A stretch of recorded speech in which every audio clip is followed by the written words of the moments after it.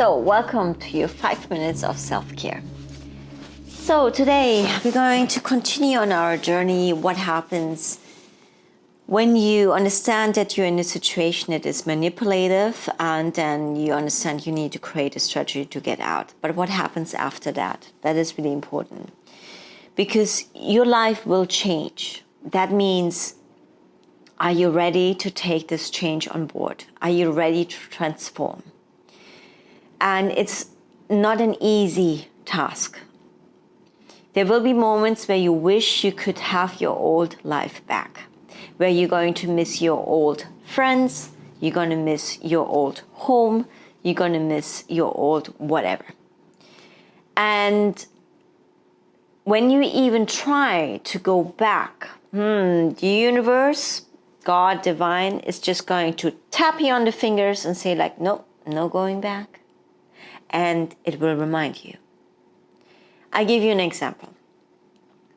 And I should maybe not tell this story, but I had to speak to Rhea about this first. So before I left my job, I got into a really embarrassing situation. I felt really bad about this, to be able to speak about people. So for a while, I stopped drinking because it was part of my protocol, because I needed to get out of my autoimmune disorder, and I needed to also ensure that my benign tumor was healed enough.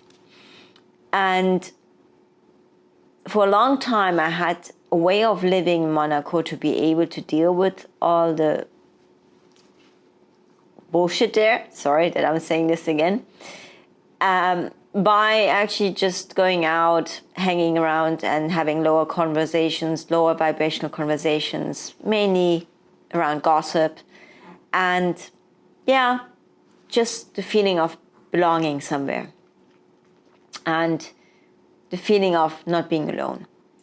But then at a certain stage, when I realized I needed to be really serious on my healing journey and being aligned within, and that in a certain stage I wanted to coach and teach again, I needed to walk my own talk. So one night though, I slipped back. I slipped back in the feeling that I needed to stay in my old life. Because you know what? It feels more comfortable. It feels like, oh, this is comfortable. I know it. Because uncertainty and not knowing what happens in the future is not comfortable for anyone. One night I went out because I had to see someone for work, and I had to meet someone else again after that for work. And I did not drink alcohol for a long time. But then at that dinner I thought, okay, just give it a shot, have a glass of wine. And then I had another glass when I went out and I saw an old friend, and I needed to discuss what happened in the past. That night, we had a really strong rain in Monaco, and I slipped with my car, with the tires, which did not have a lot of grip, on a white paint, and it hit a plastic barrier. And I knew at that moment, oh great, this is pretty much the universe tapping me on my fingers, saying like, hey, you tried to go back to your old life? It's not gonna happen. So the security guard of the building where it happened in front of a building, and the security guard, he called the police, of course. And the cops figured out that I drank, so what did they do? They put me into jail for the night. And I was sitting there in that cell, and I was thinking, wow, what just happened there? And I had to smile at myself somehow. I was thinking, this is pretty shitty, but this is a great example that you cannot go back to your old life. And I was absolutely sober. I was just tired. I was shocked.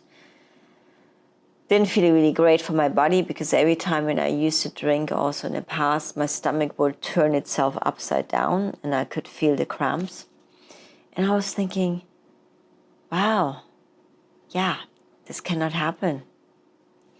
So I went into meditation most of that time, and I was in a cell. The police officer was super nice. So by the way, I mean, I don't know how many people of you guys have seen maybe Monaco jail cells or overnight cells.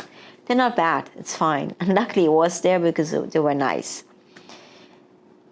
Nonetheless, I realized very soon that I went into meditation. I made peace with myself. I had to forgive myself. I had this conversation with God. I was thinking, I got it. I got the message. So the next day, luckily, I have a really good friend, Letitia. Through the meditation, I was able to manifest the next day that I don't pay anything, my insurance helped me, that I got the car repaired. But yet again, I was not allowed to drive in Monaco for a while. But I knew already that I did not need to, because I knew that my exit of Monaco was already a done deal. I knew that already inside. So why am I sharing this story with you? You will notice that once you have changed certain belief patterns and habitual patterns, and also maybe change your friend circle, your network, that there's no way going back. There's no way going back. And if you try to go back, the universe is going to tap you on the fingers. And it's your choice. No one wants to wobble around, because once you have created a certain sense of freedom within yourself, you made a decision, I am going to exit that situation, that relationship, that job, that toxic partnership, marriage, whatsoever, there's no way going back, because you have made that decision. And if you try to go back, the universe, God, divine spirits, whatever you want to call it, is going to make you so uncomfortable that you're literally going to say like, okay, I have to move forwards. I have to advance. And it's normal to wobble around. It is normal. And it is normal to sometimes feel a misalignment, but you will come back. You always come back.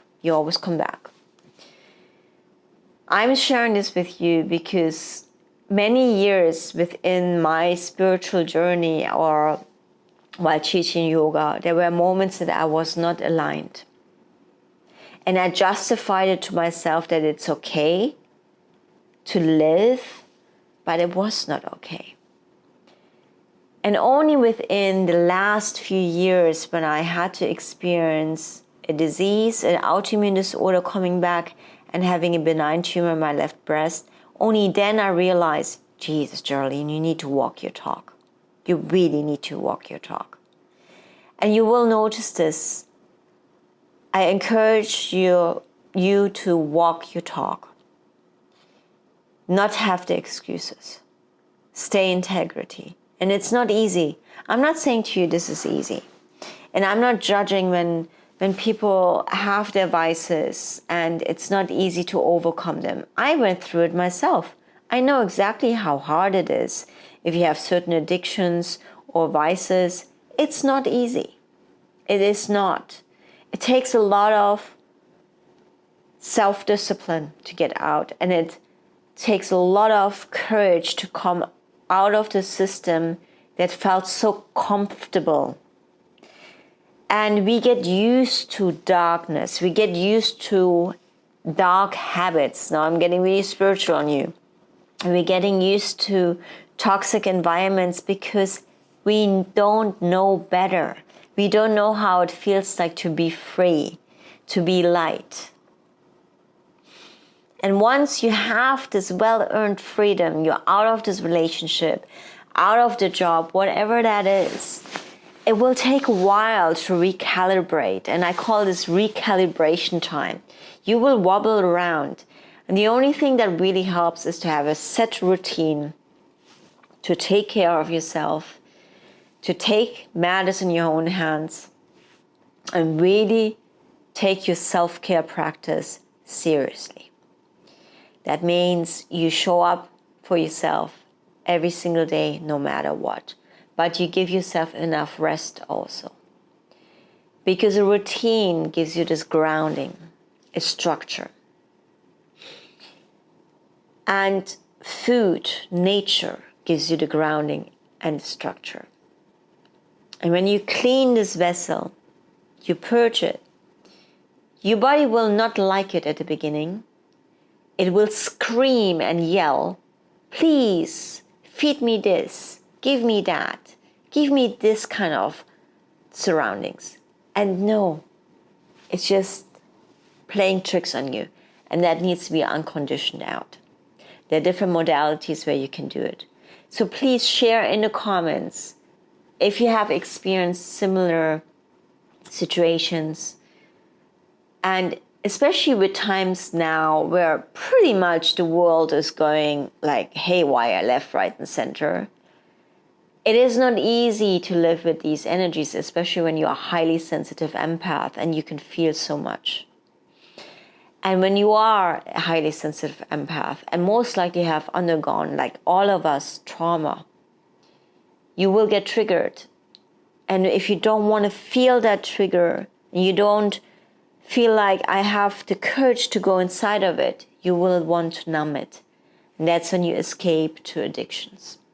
No matter what this can be retail therapy, this can be drugs, it can be sex, it can be any kind of form of addiction that takes the worst out of you and that will take the darkest part of yourself out there. You need to shine the light on it. I have changed now my surroundings again. I live a different place because I chose peace and being in a calm environment from drama. And I'm telling you, this has also not been easy, like moving around, being in different countries. I'm kind of used to it, but yet again, not used to it. And the unknown and growing, it definitely gives you more resilience. And the more you travel, especially when you are working on a boat and you travel and you work on a smaller confined area, it's challenging and always different teams. So you always have the uncertainty, absolutely. Embrace that unknown, that uncertainty, because that's the way how you can grow the fastest, develop yourself, know how to set your boundaries, and learn so much more about yourself and other humans. And I see it always from a compassionate way. When I moved out because people tried to bully me. Ninja got attacked 4 times by a bigger dog and I had to intervene. And I was like, wow, this does not feel right. So I kind of, I bit the bullet and I thought, okay, you know what? Move out for a while, just give ourselves a little bit of peace. And there will be people when you still have certain shadows inside of you, and I still have that too. So the healing journey is a continuous journey. So no, I am not enlightened and I'm not claiming to be. Nor am I claiming that I'm a healer and I will heal people. No, I just give people tools to do it for themselves, empowering them. And I find myself even in situations that I still attract toxicity.